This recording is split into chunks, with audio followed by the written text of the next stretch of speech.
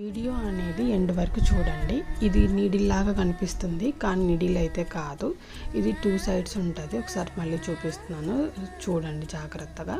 ఇది మనకి చాలా వరకు యూజ్ అవుతుంది. మన దగ్గర టాప్స్ అనేవి, బ్లౌజెస్ అనేవి టైట్ అవుతూ ఉంటాయి. కుట్లుప్పు తీసుకోవాలంటే చాలా కష్టంగా ఉంటుంది కదా.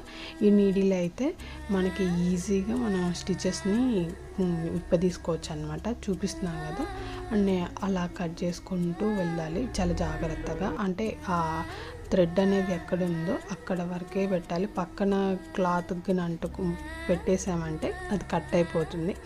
ఎలా ఏంటి అనేది కూడా నేను మీకు చూపిస్తున్నాను. అది ఎలా ఉంటుంది అనేది కూడా, ఎలా కట్ అవుద్ది అనేది కూడా.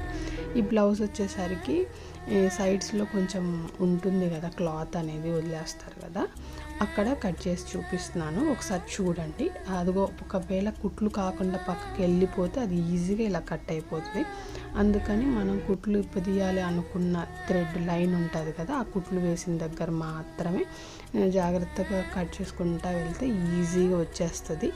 అండ్ మనకి టైం కూడా చాలా కన్జ్యూమ్ అవుతుంది, చాలా టైం సేవింగ్ కూడా ఉంటుంది.